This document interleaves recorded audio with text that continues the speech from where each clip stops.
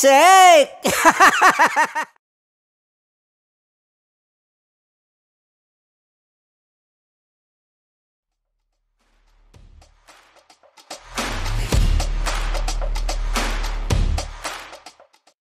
Radio Top 10 Countdown. Top 10 Countdown. It is useless to resist us. Counting down the 10 biggest hits of the week. Oh, yeah. Only here on Metro's number 1, 90.7 Love Radio.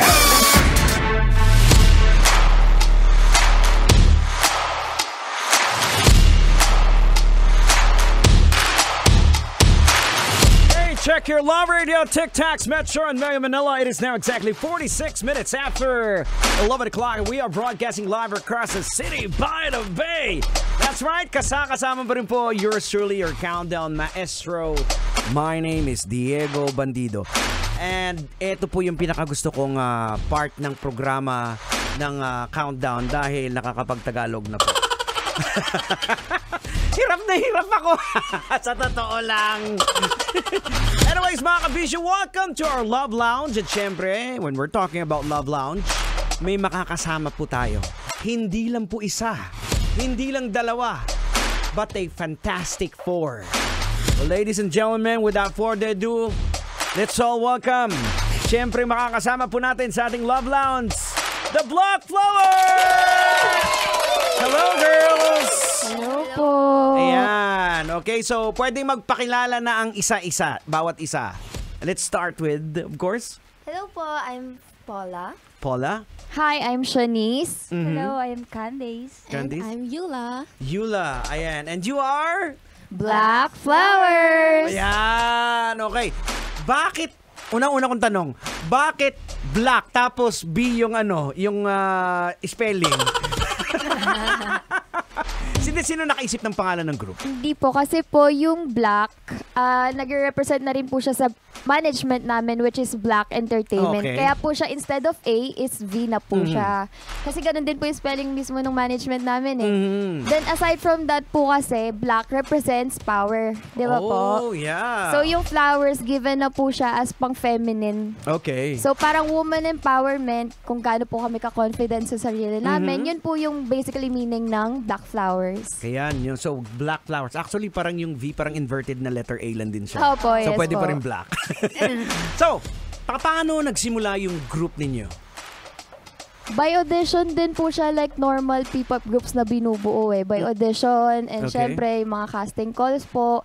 Tapos lahat naman po kami nag-undergo ng audition, but different times. Okay. So parang ang pinaka-old na rin po talaga na member sa group is ako and si Paula. So But yun po. You guys came from different places, di ba? Yes po. Like si Paula, tama? Opo. You're from Laguna po. Laguna and Kainta. Cainta, Tondo po. Tondo. Yes. Tondo. And of course, From Sampaloc. from Sampaloc. Pansampaloc. Oh, yan. So parang paano, I mean, so binuo, siyempre maraming nag-audition at kayo Yes, ang yes. napili. So, eto kasi ang pinakamahirap pag nag-form ng group eh. Kung paano kayo mag-glue kasi una-una, iba-iba yung behavior, iba-iba yung ano. Ano yung mga masasabi nyong matinding pinagdaanan nyo, paano kayo nag-glue as a group? Actually po, kaming apat, meron po kaming diverse na pag-uugali talaga. Yeah. So, may mga times po talaga na nagkakaroon kami ng cold moments na hindi nagmi-meet yung mga opinions and decisions namin. Pero as a group po kasi, tinatry namin na maging as one. So, hinahanap po namin yung middle ground namin. Kung saan kami magkakasundo, kung anong mga things yung pwedeng apat kami na magiging happy and willingly, wholeheartedly gagawin po. Ayan, dahil sinabi mo yung middle ground, what's the middle ground of the group? Well, Ano like for example, anong mga gusto na pareho trip ng lahat? ayan, so kahit po diverse yung ugali namin, I can say na apat po kami, lahat po kami makulit. So, so minsan po... Hindi ako naniniwala. Sige nga, pakita mo. Sample. Ilabasang ko lang. Like kulit in what sense? Paanong kulitan Parang, ninyo? very very playful po kami lahat and outgoing. So kahit na minsan po parang serious things, hinahanapan po namin nagkakaroon po kami ng mga tinatawanan na lang po namin, and with that po nagiging mas magaan na po and mas madali na po namin mapag-uusapan yung mga... Well, looking at your mga okay ba magbanggit sa inyo ng edad ninyo? Yes, Oh, okay. yes po. So, yung mga edad ninyo? Like kay Paula. Hulaan niyo po. Mahina ako sa manguhula. Porket baka wala akong buhok, kristal na bilog agad. Hindi. Sige. You are? 16 po. 16! Wow! Yes po. And? 22 po. 22 and? 19. 19. I'm 21. 21. Si Paula parang kaedad lang ng anak ko. Bunso po tayo. Bunso. Kaya pala bunso. Ayan. Okay. So, nung nagsimula kayo, kailan kayo nagsimula sa group? Nag-debut po kasi kami. Like yung debut po ba? Mhm. July 10 last year po. So, last year lang? Yes po. Mhm. So far, ano ba yung matinding pinagdaanan ng grupo? Baka totally sabihin ninyo yung tumulo yung luha ninyo kasi it's not easy to form a group eh. Andyan yung problema. Ano yung mga remarkable na sabi ninyo na ito yung breaking point na go lang? Or dumating ba sa point ng young and adult life ninyo na parang hindi ko na care ito? Siguro yung pinaka-struggle sa buhay ng as P-pop idol, yung pagsabayin mo yung pangarap mo at yung pag-aaral mo. Yeah. Opo. Sobra. Pero, ayun, masaya pa rin po kami kapag natapos yung araw kasi gusto talaga namin yung ginagawa namin. Okay. Hindi rin namin nararamdaman yung pagod or what. Mhm. Minsan lang po, pero ayun, sobrang happy pa rin po talaga. Wow, good for you guys. Oo. So anyways, gusto ko ngayong malaman, of course, with regards to your craft, your music, sino usually ang influence ninyo as a group? Individual po ba yan? Sige, let's say individual. Sige, ako po kasi si Sarah G. Sarah G. Yes. Kung local po Okay. And Ako wala? naman po si Yeng. Yeng. Constantino Okay. po. Akala ko si Yeng Biao. Ako si Yeng Biao. Ni Yeng Constantino and Si Miss Moira po. Moira. Okay. My music po is heavily inspired by Ed Sheeran po talaga. Okay. O tama nga, diverse nga kayo, iba-iba nga kayo. Nag-international po siya bigla, puro local. Oh, grabe. Tinaasan yung level. Ed Sheeran kaagad. Sa local, sige. I think ang favorite ko po is Morissette Amon po. Morissette. Uy. Sige nga, sample nga. So yun yung mga influences niyo for local. Well, when it comes to international naman. Ako naman po, Ariana Grande. Ariana Grande. Pwede. Ako po si Demi Lovato. Demi Lovato. Beyonce po. Beyonce. Ed Sheeran po. Pwede na po akong PR ni Ed Sheeran. Oh, wow. Ang galing. So, pero ngayon, yung music ninyo as a group is hip-hop, pumunta sa hip-hop. Pero sa lahat ng mga nabanggit ninyo, wala kayong hip-hop na influence, di ba? Wala. Amazing lang, di ba, na mostly, kasi yun yung masasabi natin yung base talaga ninyo na influence eh. So, more on mga birit, di ba? So, wala sa So, yung rap naman, yung hip-hop, saan naman pumasok yan sa grupo? Paano naman nagsimula? Sino yung mga nag-influence sa inyo?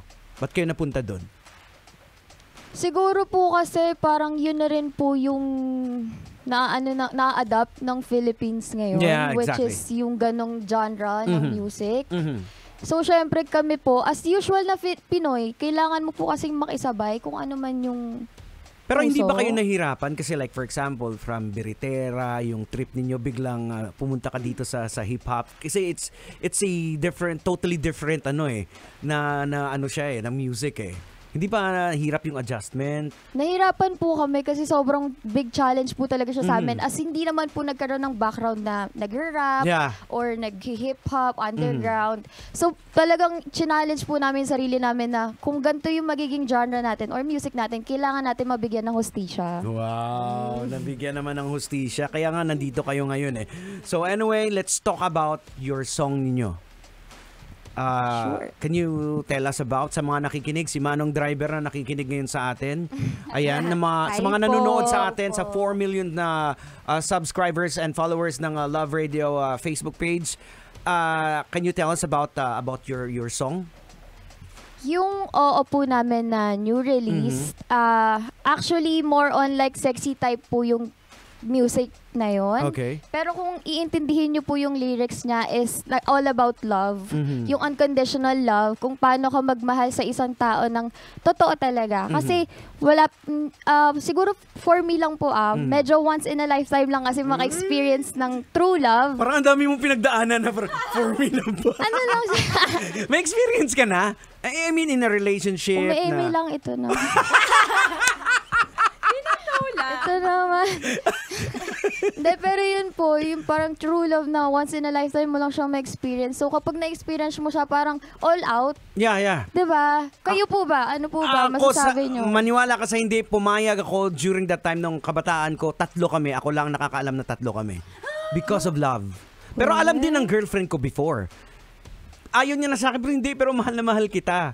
O sabi niya, parating na si umalis ka na. So, alis na lang si kuya, umiiyak. So, ganun talaga when you fall in love, sobra-sobra, which is hindi naman tama. Diba? You have self-love pa rin, mag-iwan ka pa rin sa sarili mo. Tama. Kasi change can happen anytime. Diba? Amen. Oo, amen. Amen. Oo, syempre si Lord lang ang hindi ka mabobroken hearted. True. Oo, kasi ito lang ang gusto ko rin din ipaintindi din sa inyo sa mga kids. Na actually kahit sinaktan tayo, malaking tulong din yun eh. Opo, totoo. Diba?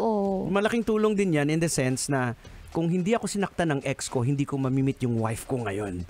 Oh, di ba? Yes. Kasi kung nagkatuluyan kami, wala ngayon na yung wife ko. Parang ganun lang. So, ganun. Balik tayo dun sa kanta. So, it's an unconditional love. Yes po. But, syempre, kinakailangan pa rin din. Dapat meron ka pa rin sa sarili mo.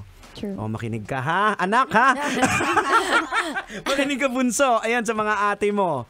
So, sino nagsulat ng song pala? The song was written po by Critico. Isa po siyang rapper dito sa Pilipinas. Okay. And siya din po yung first ever namin na collab po. Wow, okay. Collaboration din po kasi tong music namin na to with Critico. Pero meron din po kaming nirelease na version na kami lang pong Black Flowers. Okay. So available din po yan sa lahat ng Spotify or music platforms. Ayan, ikaw, Paula, baka may gusto kong sabihin, anak. Huwag kang mahiya na sabihin mo kung anong nasa puso mo. Sundin mo. Ang masasabi ko lang po, stream nyo na. Na mapapa-oo kayo sa song namin.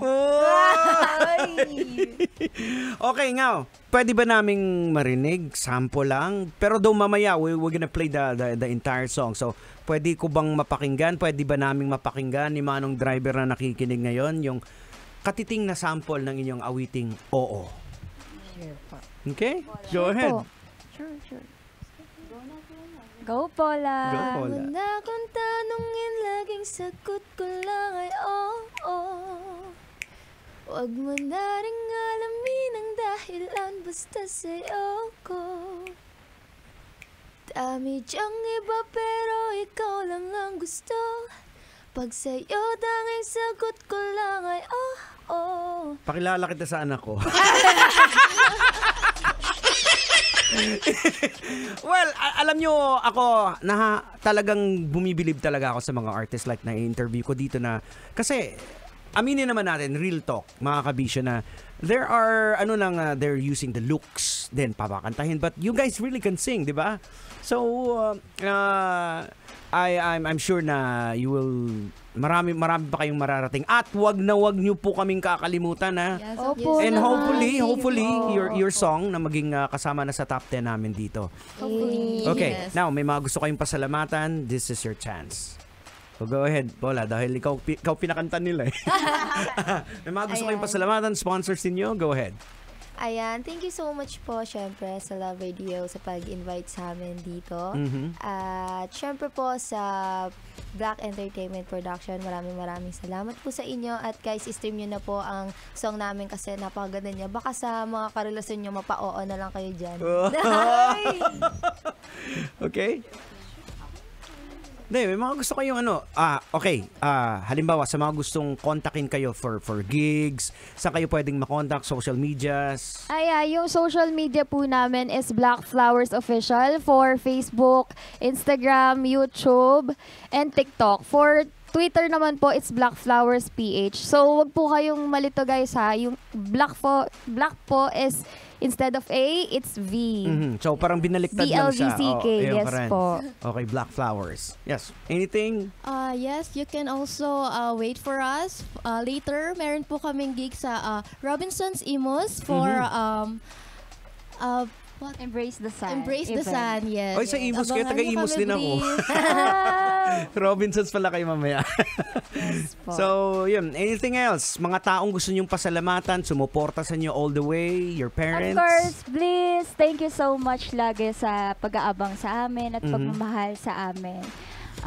Yun lang. Yan. Yun Also lang. for our family and friends na minsan sila yung number one talagang Number one. nakaabang sa lahat ng gigs and guestings namin. So thank you guys for supporting us always.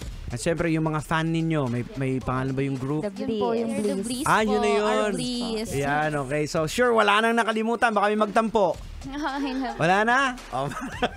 So, hindi na natin patatagalin to, ladies and gentlemen. Maraming salamat. And once again, it's an honor na makasama kayo dito, makatsikahan kayo dito sa Love Lounge natin.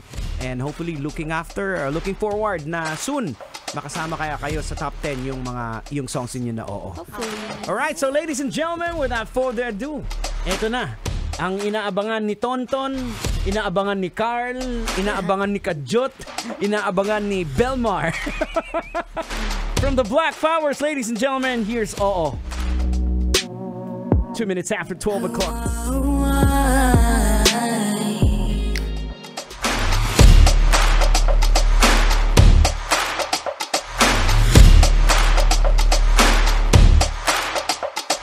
Kailangan pa bang i-memorize yan?